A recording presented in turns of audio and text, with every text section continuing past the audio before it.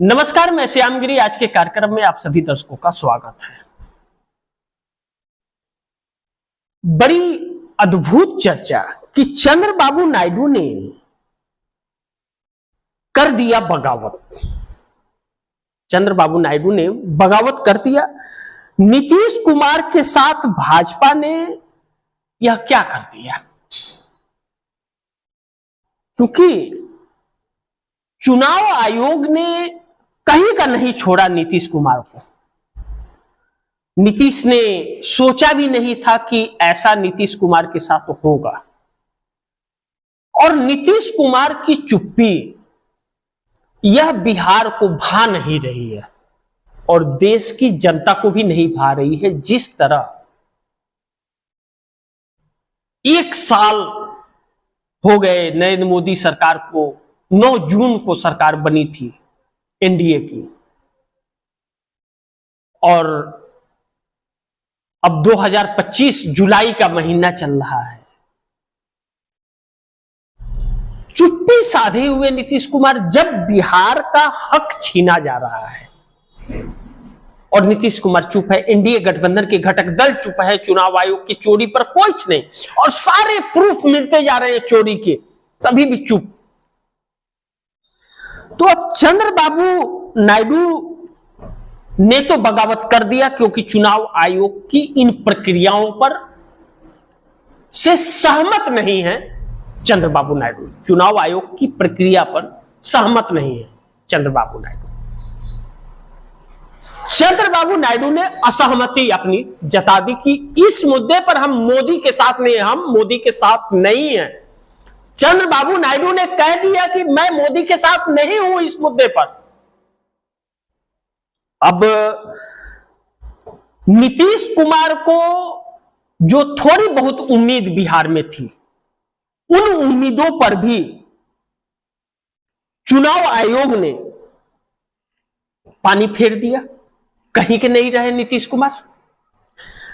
अब जनता का कहना कि वक्फ बोर्ड कानून पर भी नहीं बोले, इस पर भी नहीं बोल रहे हैं। नागरिकता पूछ रहा है चुनाव आयोग, और नागरिकता छोड़िए, अब तो सीधी बात है कि चोरी वाला शाखा बन गया है चुनाव आयोग भारतीय जनता पार्टी का।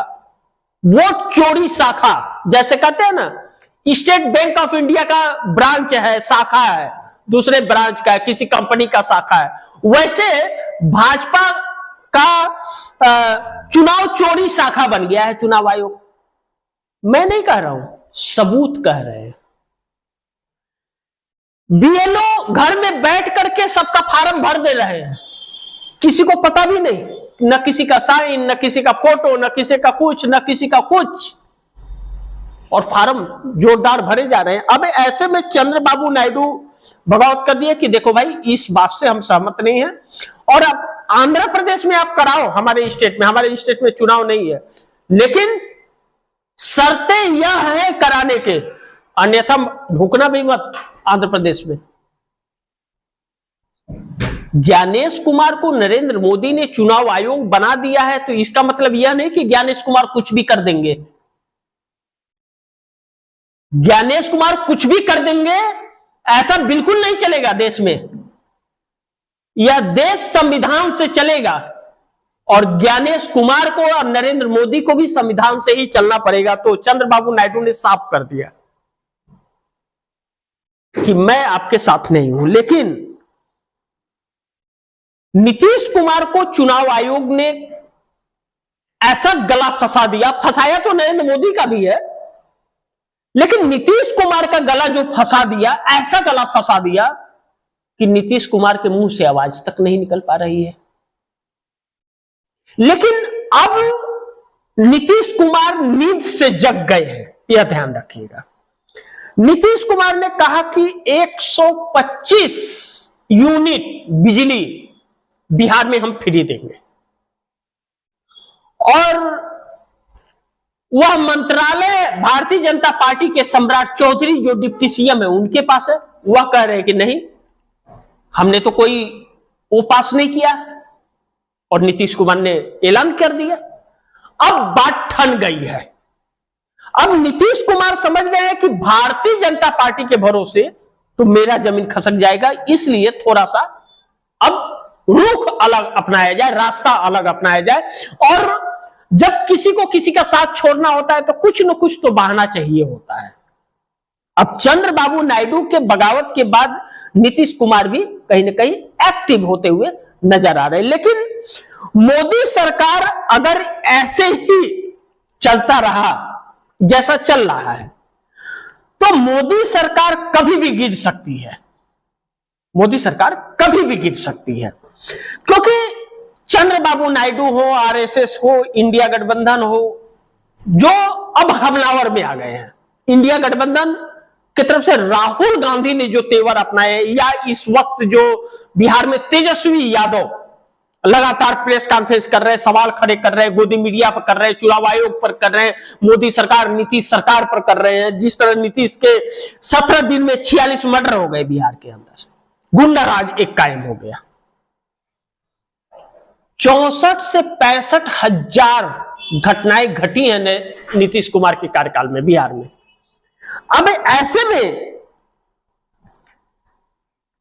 चंद्रबाबू नायडू ने बगावत कर दिया नीतीश कुमार के साथ। भारतीय जनता पार्टी नीतीश कुमार के साथ जो खेल की है वह नीतीश कुमार के छवि को बिहार में खराब कर दी। छवि मोदी ने सारा कारनामे मोदी ने किए। यह गड़बड़ झाला जो हो रहा है, भारतीय जनता पार्टी के वोटर्स बीएलओ के पास बैठ करके, भारतीय जनता पार्टी के नेता बीएलओ के पास बैठ करके फार्म अपलोड कर रहे हैं और फार्म भर रहे हैं और साइन कर रहे हैं। तो किसका फार्म भरा रहा है यह हर कोई जानता है। ऐसे में नीतीश कुमार के ऊपर भी आरोप लग रहा है कि इस धांधली को नीतीश कुमार क्यों नहीं रोक रहे हैं। नीतीश तो सीएम है, तो नीतीश तो एक जुबान भी नहीं खोल रहे हैं। इसका मतलब नीतीश कुमार इसमें पूरी तरह से शामिल है, यानी कि भारतीय जनता पार्टी के साथ सेटिंग कुछ है। लेकिन जी नहीं, भारतीय जनता पार्टी नीतीश कुमार को निपटाने के लिए पूरा बिसात बिछाई है। लेकिन निपटे जाएंगे चिराग पासवान भी, जीतन राम मांझी भी, उपेंद्र कुशवाहा भी बिहार के अंदर। और इस बात को चंद्रबाबू नायडू पूरी तरह से समझ गए हैं और चंद्रबाबू नायडू बगावत कर दिया कि हम इस मामले में साथ नहीं है और इस पर हम साथ नहीं देंगे। यह पारदर्शित होनी चाहिए। नागरिकता पूछने वाला चुनाव आयोग कोई नहीं होता है, हम मोदी का साथ नहीं दे सकते। लेकिन दूसरी तरफ चुनाव आयोग अभी भी गंभीर नहीं हुआ है। वह अपने कार्य बराबर उसी धांधली के अनुसार बिहार में करता जा रहा है, जो चंद्रबाबू नायडू को और भी सोचने पर मजबूर कर दे रहा है। और चंद्रबाबू नायडू मजबूर हो गए हैं। अब चंद्रबाबू नायडू एक बगावती तेवर अपना लिए हैं। अब कहीं ना कहीं इंडिया गठबंधन के पक्ष में जाते हुए चंद्रबाबू नायडू रख रहे हैं। कल को अगर चंद्रबाबू नायडू मोदी सरकार को छोड़ के इंडिया गठबंधन के साथ आके सरकार बना ले तो आश्चर्यचकित मत होइएगा। यह तस्वीरें भी आप दर्शकों को देखने को मिल सकती हैं। मानसून सत्र बहुत ही घातक नरेंद्र मोदी के लिए होने जा रहा है। कहीं ऐसा ना हो जाए कि उनके राजनीतिक करियर का आखिरी पार्लियामेंट सत्र बन जाए मानसून सत्र नरेंद्र मोदी का। और 17 सितंबर को आरएसएस उनको हटाना चाहता है, उसके पहले सरकार ही कहीं न गिर जाए मोदी की। लेकिन मोदी सरकार जिस तरह से कर रही है, जिस तरह मोदी सरकार इस वक्त चल रही है, मोदी सरकार ऐसे ही, अगर मोदी ऐसे ही चलते रहे तो कभी भी गिर जाएगी सरकार। जिस तरह से बिहार के अंदर एक आक्रोश उत्पन्न हो गया है लोगों के अंदर, अगर वोट कटे और हर नागरिक के पास खबर पहुंच गई है कि धांधलेबाजी चल रही है, तो चुनाव आयोग का भी विरोध सड़क पर खुलेआम होगा, नरेंद्र मोदी का भी खुलेआम होगा और नीतीश कुमार एनडीए गठबंधन का भी होगा। चंद्रबाबू नायडू ने जो बगावत छेड़ा है मोदी से, बहुत कुछ मौसम भाप के और हवा के रुख को पहचान कर चंद्रबाबू नायडू ने बगावती तेवर दिखाए हैं। नीतीश कुमार की जमीन खसक जाएगी। अब चंद्रबाबू नायडू लगता है ऐसा कि नरेंद्र मोदी का साथ छोड़ने के लिए बिल्कुल तैयार है। नीतीश कुमार का इंतजार है। चंद्रबाबू नायडू साथ छोड़ने को तैयार है मोदी का, नीतीश का इंतजार है।